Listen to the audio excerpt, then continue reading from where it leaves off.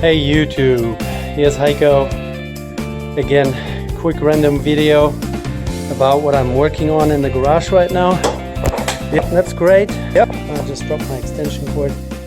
That was supposed to feed my cell phone while I was making this video. So I guess now we have to speed up the process. So what we're looking at here is a 1989 F150 XLT Lariat with a 5.8 liter V8.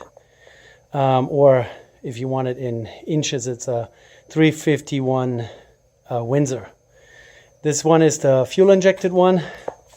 See the big intake manifold here. So that's a big chunk.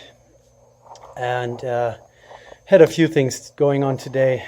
Put a new alternator in there. This one here had a 75 amp. If you replace your alternator, make sure you know what amperage your old alternator has. Makes it a little bit easier to buy a new one. Fortunately, on my old alternator was 75 amp stamped into the casting, so that was easy. Also charging the battery as we speak, and wanted to do an oil change, including replacing the oil pan gasket. So draining out all the oil, and then taking the oil filter off, making sure the oil pan is completely bone dry, everything drained out. And then yeah, let's go downstairs. Kind of the advantage of Heiko's garage, that I have a pretty ugly, dirty, stinky inspection pit, but it comes in pretty handy. So I just drive the truck over it. You see the oil pan there. You can tell that I already removed some of the bolts. It's kind of hard for the phone to focus here. So yeah, see that? There's a steel band that runs over the edge of the oil pan. Has a bunch of bolts and nuts in there. They're in the ultrasonic cleaner right now to get the threads all cleaned up, because I don't want to have any issues when I install this later. Anyways, so there are many different ways how you can do this. If you have an engine hoist, you can remove the intake manifold, at least the top part of it, and then hook up the engine to an engine hoist, and then pull on it a little bit, and then here on each, let's go to the other side. So now we're under the transmission looking forward. You see that my pipes from the exhaust manifold disconnected. There are two nuts on each side. There's one of those graphite gaskets around it on each side. They're still in good shape, so I'm just going to try to sneak it back on there. And then right in front of that, right in front of the down pipe there, you have the engine mounts. See that? There's a, let me stick my hand in there. Here's the bolt, the bottom bolt of the engine mount. You can see that I put a block of wood in there. Same thing on the other side, really almost the same location. Right there is the bolt of the engine mount. I took that nut off. And then you put a block of wood under the oil pan. Here in my inspection pit, I, let's see if I can zoom a little bit. Here we go. Zoom.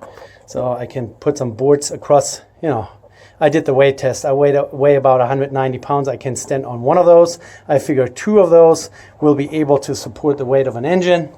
Put my little scissor jack in there. That's, you know, that's the jack that I never need for anything else. It's just sitting around, and for those jobs, it's just perfect. You know, you don't have to pump. You just put the little handle on there and pump it up. Yeah, block of wood under the oil pan. Disconnect the down pipes from the manifold on both sides. That's pretty easy. And then take the big old nut off the engine mounts on each side, and then just pump it up. I keep running up and down. I want to make sure that nothing hits the radiator. You know, the cooling fan on those engines is attached to the engine itself. So as you raise the engine, the blades might get a little closer to the radiator.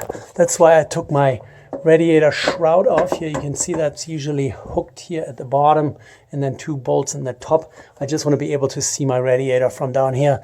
to make sure that I don't hit anything. And then I also go upstairs and look at the distance between the firewall and the intake manifold.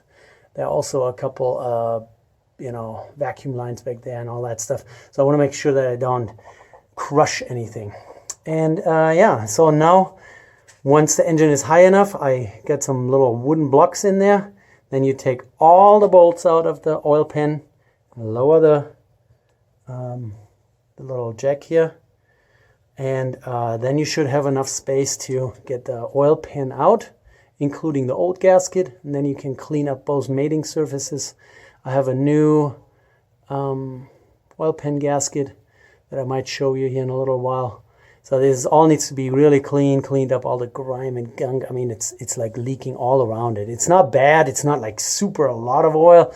It's just enough that it gets annoying, because here in the front, it always runs down the cover. Here, this is actually the flex plate.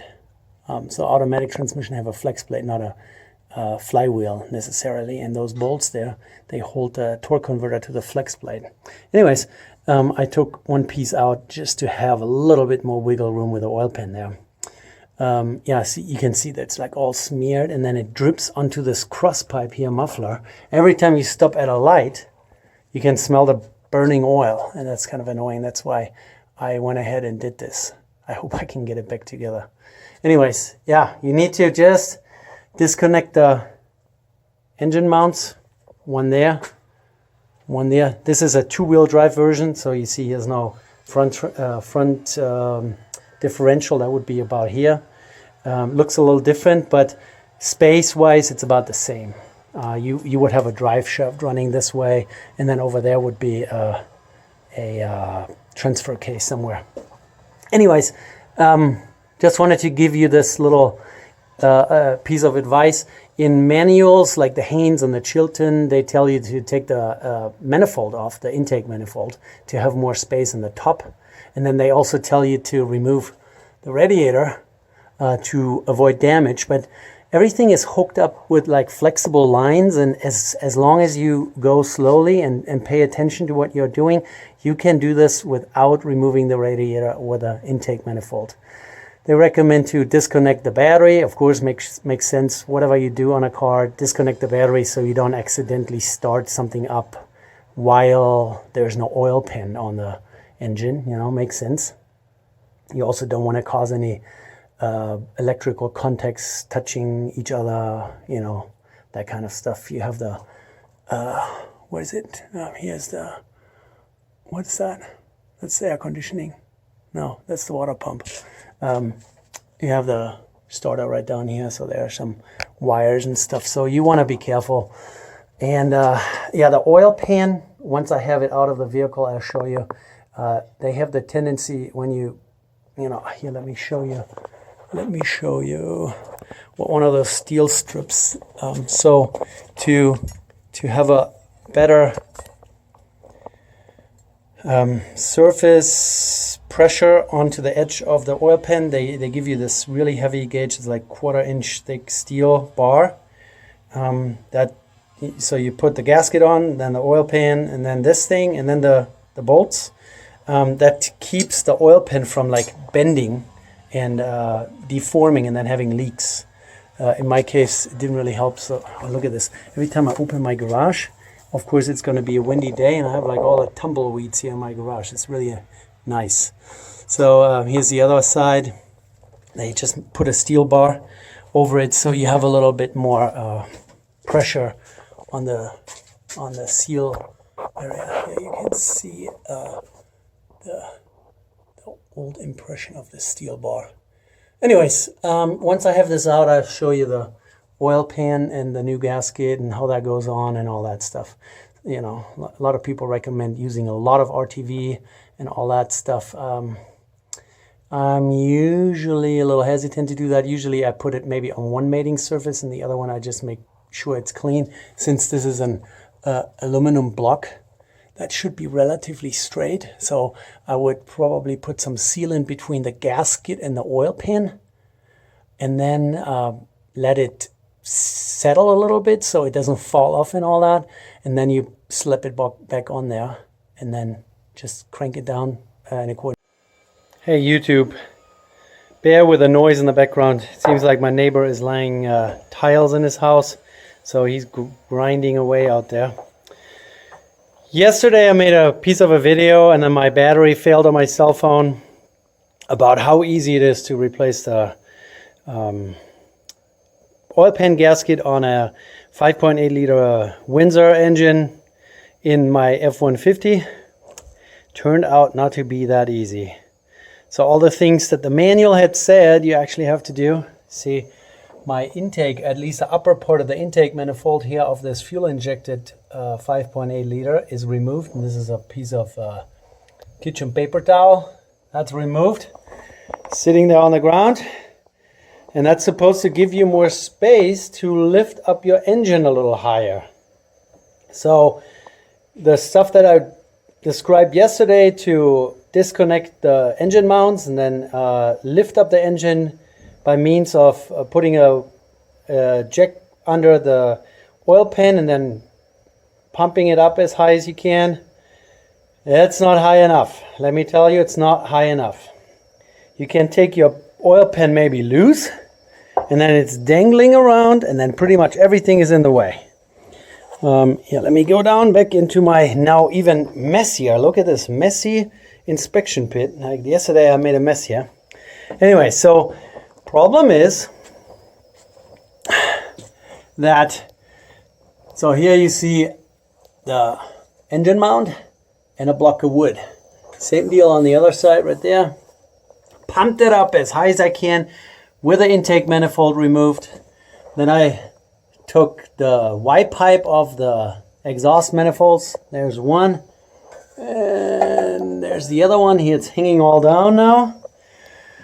And yeah, I still couldn't get the oil pan out because it was hitting pretty much the transmission right like this.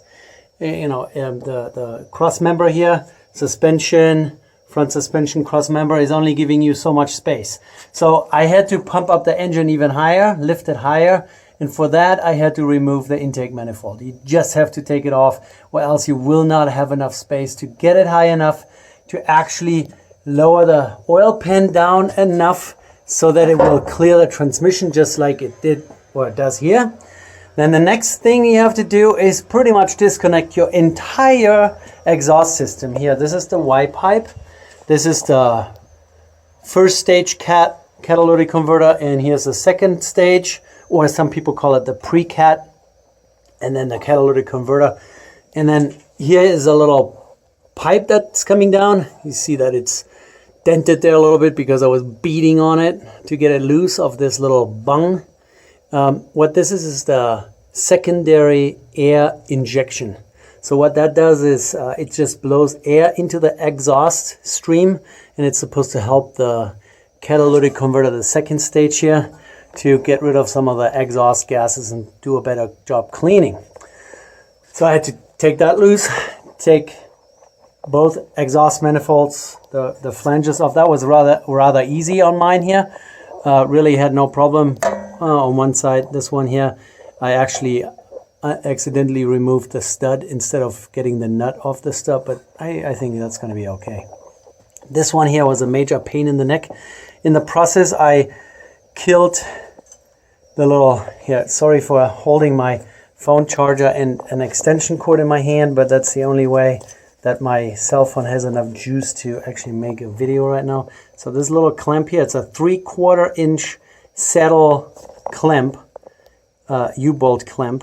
And of course, they are so rusted up that I snapped one end straight off. I found them at Rock Auto. You have to look a little bit. They call it a number 7 clamp. It's a 3/4 inch U-bolt saddle clamp, or saddle clamp, U-bolt, whatever. Rock Auto has this. Rock Auto has also this pipe. It's called a secondary air injection pipe. Costs like $23. I'm actually debating whether or not I want to buy a new one. Yeah, the stupid clamp there. And then I had to disconnect my muffler pipe. Pretty much took it all apart. to be able to drop the Y pipe down far enough so I can actually get the oil pan out this way, because the Y pipe was sitting right up here. So just for me to be able to lower it down far enough, I had to take this off, this little injection pipe, and disconnect my muffler back here without destroying everything, because I actually want to just put it back on there, you know. It's all in relatively good shape. You see my grinding marks. I made a couple little slots in each end here to spread it a little bit so I can get it off. And then in the process of taking that all off, I noticed that here the front of my muffler is all rusted up, so this has to go sooner or later also. So this is kind of annoying. So now I have to buy maybe it's an excuse for me to buy a catback 3-inch exhaust system. No, maybe I do that. Yeah, so did all this, raised the engine, raised everything up, took the intake manifold off, lowered the Y pipe and the catalytic converter, and disconnected all this and disconnected this stupid little pipe, and in the process breaking stuff. Now I'm able to lower the oil pan down far enough so it will clear the transmission. But it's still not coming out. And why not? Because there's an oil pump in the way. See that piece over there? That's a bracket, and there's the oil pump drive shaft. It's right at the tip of my finger. That's the oil pump drive shaft right there. There are 2 bolts up there. I don't know exactly what size. Looks like 13 or 14, or you call it maybe 1/2 inch, 9/16, something like that. There are 2 right up there at the tip of my index finger. Those 2 need to come off, and you can't actually, sorry, I have to always carry this extension cord around. I want to show you everything that I know now. You can actually see it from the front. Yeah. So let me get my index finger back there. See this? This is one of the 2. So here's the front crankshaft bearing. And there's one of the bolts. It's to the left side of the vehicle, right next to the oil filter. See that oil filter there? So one, and the other one is on the other side. And then once you have taken those off, the oil pump will pretty much fall down into your oil pan. So there's the second bolt. One I just showed you from the side where the oil filter is. Sorry for the camera work here. There's the second one. And then this here is the filter screen, the suction port pipe, whatever. There is another bolt right up there. I know I'm complaining because you guys probably have to do that in the driveway or in your garage, lying on your back, trying to do all this. I'm standing up right here in my inspection pit, so that's really not too bad. And I can actually, if I can't reach it by hand like this, I can put a step ladder in here and have a little easier reach. So here, let's see. Oh yeah, that's the third one. So those 3 you take off. That takes the oil pump and the pipe here and the strainer, whatever it's called, out of the way, and then you can actually take the stupid oil pan out. I've already checked with my finger. Doesn't seem like where the bolts are, my oil pan is actually dented. So sometimes when you screw down the bolts, you kind of deform the edge a little bit. Doesn't seem to be the case with mine here. But yeah, I will definitely do a really good cleanup. Also, the mating surface here at the bottom, it's kind of yucky, nasty, grimy, gunky. I will clean that all up, see what other damage and mess I can see, and then put a new gasket in there, and then all in reverse. Let's see if I will make another snippet of video. I will combine them. The first one where I'm like, oh yeah, it's so easy, no problem, and then this one here.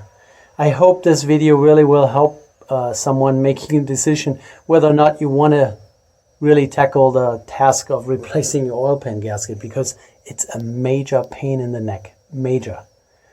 I mean, all the stuff that I had to take off, I hope I can get it all back together. You know, the muffler hanger here is loose. All that is off. Up top, I had to take all kinds of stuff off. I mean, it gives me the chance to look at a few pieces, you know. The intake manifold on the inside is pretty dirty, nasty, grimy. But we'll see. All right, guys, maybe I see you later, maybe not. Have a good one. I hope you liked the video. Take care.